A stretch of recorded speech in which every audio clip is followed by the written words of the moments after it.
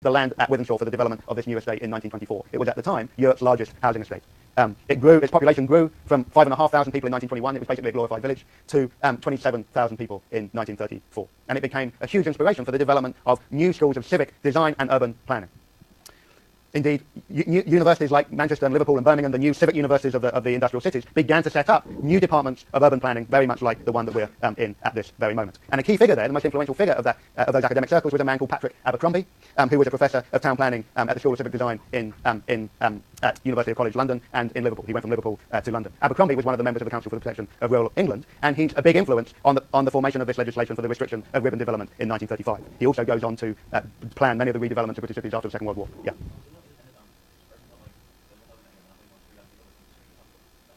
Say that again, I'm not getting the question. Yeah. 30,000 people. Yeah.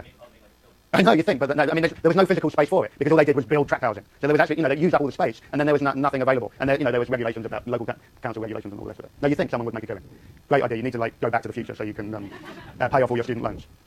So let me finish up by talking about this very ugly man who you know to be John Maynard Keynes. It was clear to many people that not just the Keynes, but the old liberal political economy was no longer good enough. But it was Keynes who basically provided the alternative vision, of a planned alternative vision to it. And of course, one of the things that so animated Keynes was the massive scale of unemployment. Unemployment for Keynes represented basically an economy that was out of equilibrium. Unemployment wasn't just a passing problem, it was structurally built into the management or the unmanagement of the economy. And he believed that basically that there was no effective way of dealing with that problem. You couldn't effectively, with the tools that the government had of the management of the money supply, use interest rates or the handling of wages to have a significant effect on the regulation of unemployment. And so instead what Keynes suggested is the development of a new type of demand management, where basically you would stimulate demand in the economy by creating new forms of employment on public infrastructure, and that this would help levitate the economy out of depression. Okay, this ran completely counter to the austerity measures that had become so important to the philosophy of cheap government that continued to be held dear in the Treasury and in Whitehall. Now, Keynesian principles are never really adopted in England. You could say that the distressed areas, the designation of distressed areas and government investment in distressed areas were the closest that Britain came to it. And indeed, Keynes doesn't have a whole lot of political allies in Britain in the 1930s. His biggest supporter is probably Oswald Mosley, the leader of the British Union of Fascists, of which more on Tuesday, although the grand old man of Lloyd George continued to be deeply interested in his work.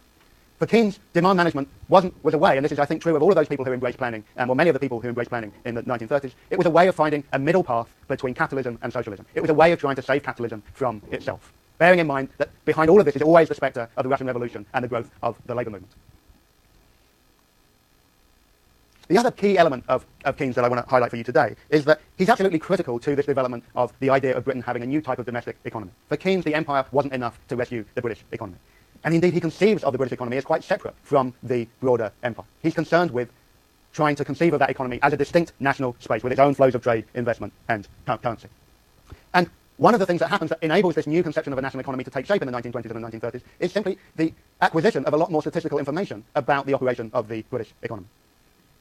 So, for instance, the First World War provides a catalyst for the collection of monthly statistics that index the scale of production. There had been no national measures of the scale of production in the British economy before that. And it took a 5-year census to see what thereafter there was a 5-year census taken to try and chart the rise and fall of production levels. This is the first time that production in the British economy is statistically mapped by the British government. The same is true of national income measures, which was actually collected a little before the First World War, but really get entrenched in the period after the First World War. It's astounding, really, that in 1939 only 10 countries, only 10 economies across the world had national income measures.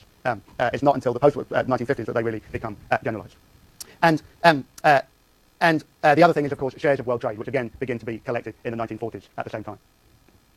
So, conceptually, okay, there is a new idea of the British economy and a way of how it can be transformed through economic planning and management, which required new levels of statistical information and detail in order for it to succeed. Okay, I can see that I've been talking for an hour and 5 minutes, which is ridiculous even by my standards. So let me wrap up. So, most importantly, what I've been trying to talk to you about today is what Keynes called the economic consequences of peace. That the war had a really dramatic effect on the structural conditions of the British economy. And that, taken together with a new recognition, a new cultural and political recognition of the effectiveness of planning, and a response to the contingent global events of the economy in 1929, begins to lead to this decisive shift away from the liberal political economy of the 19th century. But it's a slow and uneven and halting shift away. Okay? Britain reluctantly introduces protection in 1931. It reluctantly abandons the gold standard again. Okay? And effectively doesn't give up in the belief in cheap government right down to the outbreak of the Second World War. Nonetheless, there is an increasing sense of the utility of the social sciences and indeed of the social sciences in trying to think about how it is governments can take hold of the management of economic and social life. I've just given you a couple of examples, but I could multiply it across just about any area. The last thing that I want you to get from this is that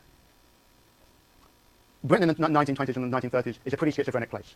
It's a place where there are growing discrepancies between the experience in the South and in the North. Okay? And the North, I'm talking about, is less a geographical location than a conceptual one, which is to say, think of the North as all of the old areas of industrialisation with London left out. Okay? It's South Wales, it's the Midlands, as well as the industrial areas of the North West and the North East and Scotland and Belfast. These areas which have been the backbone of industrialisation during the 19th century, which had been at the forefront of the idea of Britain as a maker of the modern world, become, in the 1930s, to be seen as something of a relic, a remnant. They're no longer the places that generate wealth and prosperity. That is now orientating to new industries and to new areas in the South. And mapped onto that separation was a separation of class, of the working classes, of the old industrial working classes, and a new salaried middle class and bourgeoisie who were embracing their new electrically powered, mortgage-owning, car-driving future. Okay? And on that lovely upbeat note, we'll leave it until next week. Thank you for enduring with me today. That was a lot.